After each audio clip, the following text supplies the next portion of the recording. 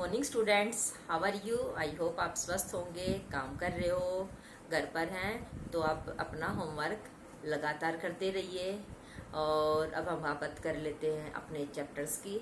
आपको जो चैप्टर कराया जाता है कहानी हिंदी की, आपको अच्छे से समझ में आ गई थी ना। तो क्या आप वो कहानी अपने घर में कभी बड़े को, दादा दादी को भी सुना रहे हो या नहीं सुना रहे? अभी टाइम है तो सब सुनाया करो, ठीक है। ऐसे आपको कहानी सुनाने की या और जो शब्दों के उसको कैसे बोलना है तो उन चीजों का पता चल जाएगा, ठीक है बच्चों। तो आज हम करेंगे अपने जो हमारा पाठ था, मैं और मेरा देश। मैं और मेरा देश, आज हम इसे करेंगे प्रश्न उत्तर, ठीक है। हमारा पहला प्रश्न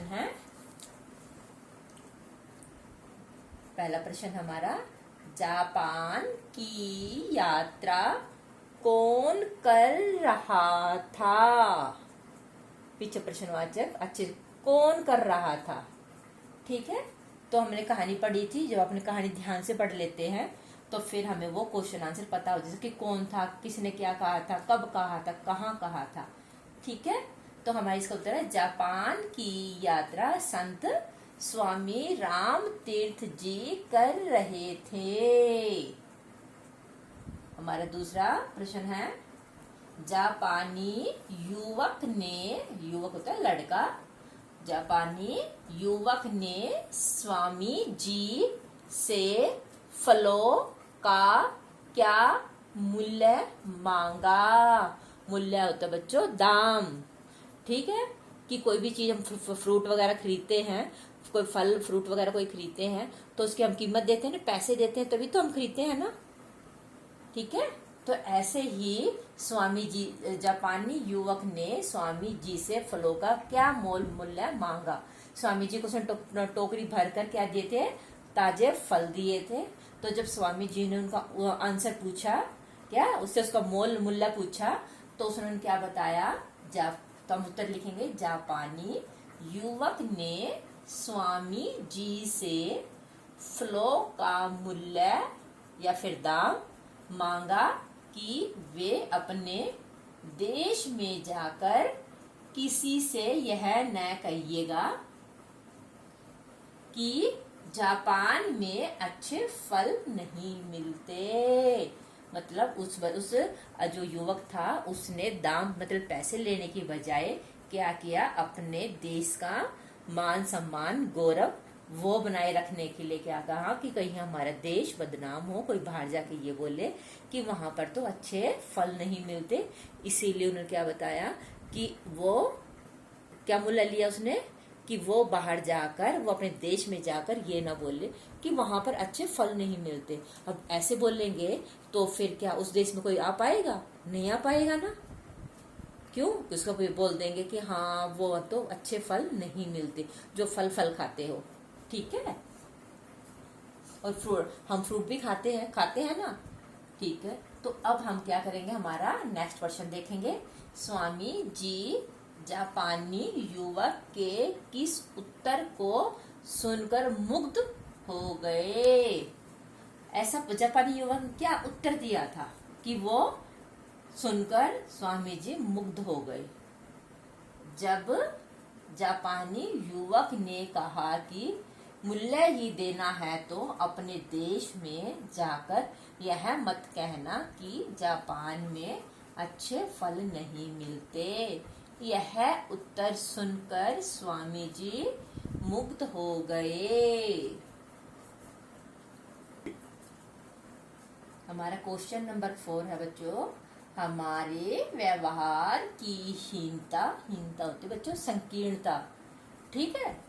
हमारे व्यवहार की हीनता और श्रेष्ठता, हीनता होता कमी बिल्कुल, और श्रेष्ठता होता है बिल्कुल ऊंचा, ठीक है। क्या संबंध किससे है कि हम श्रेष्ठ है या उच्च मतलब व्यवहार में हम ऊंचाई तक का मतलब का संबंध किससे है? तो हम कहीं पर भी जाएंगे तो हमारी हीनता का संबंध किससे होगा? हमारे देश से होगा ना, कि ये उस देश से आए हैं, ऐसा ही होता है ना। तो हम कैसे, हमारे व्यवहार की हीनता का संबंध किससे है? हमारे व्यवहार की हीनता और श्रेष्ठता का संबंध देश की हीनता और श्रेष्ठता से जुड़ा है। अब अगर कोई बच्चा या कोई बच्चा किसी दूसरी कंट्री में जाके वहां पे चोरी करेगा, ठीक है, क्योंकि वो चोरी करना एक हीन बात है ना, ठीक है, एक कमी है ना, एक बुराई है। उसने चोरी की, वो भी दूसरे देश में जाके, तो बुरा काम किया ना उसने, तो ये हीन बात थी ना, और ये हीनता ही वो उसके देश के साथ जुड़ गई, ठीक है। तो हमारा उत्तर है हमारे व्यवहार की हीनता और श्रेष्ठता का संबंध देश की हीनता और श्रेष्ठता से जुड़ा होता है। अगर हम अच्छे काम करेंगे तो हमारे देश को क्या है, गौरव बढ़ेगा, शान बढ़ेगा, और अगर हम गलत काम करते दूसरे देश में जाके, ठीक है, तो वो क्या होगा, वो हमारे देश को की हीनता से जुड़ेगा। हमारा अगला प्रश्न है, जापानी युवक ने स्वामी जी के किन शब्दों को सुनकर उन्हें फलों की टोकरी भेंट की? जापानी युवक ने स्वामी जी के किन शब्दों को सुनकर उन्हें फलों की टोकरी भेंट की? क्या बात ऐसी हो गई थी, उन्होंने पूरी टोकरी भर के लेके आया वो लड़का? तो हम पढ़ते हैं, जब स्वामी जी के मुंह से निकला कि जापान में शायद अच्छे फल नहीं मिलते, ठीक है, उसने तो प्लेटफार्म पर जब ट्रेन रुकी तो उसने ऐसे ही बोल दिया था कि शायद जापान में है ना अच्छे फल नहीं मिलते होंगे। तो ऐसा सुनकर तो उस लड़के को क्या हुआ, अपने देश की ये हीनता को महसूस हुआ कि हमारे देश के बारे में ऐसे बोल रहे हैं। तो वो गया और क्या लेके आया, फलों की टोकरी लेके आया, ताजे फलों की टोकरी लेके आया। तो हम उत्तर लिखेंगे, जब स्वामी जी के मुंह से निकला कि जापान में शायद अच्छे फल नहीं मिलते, ये शब्द सुनकर जापानी युवक ने उन्हें फलों की टोकरी भेंट की।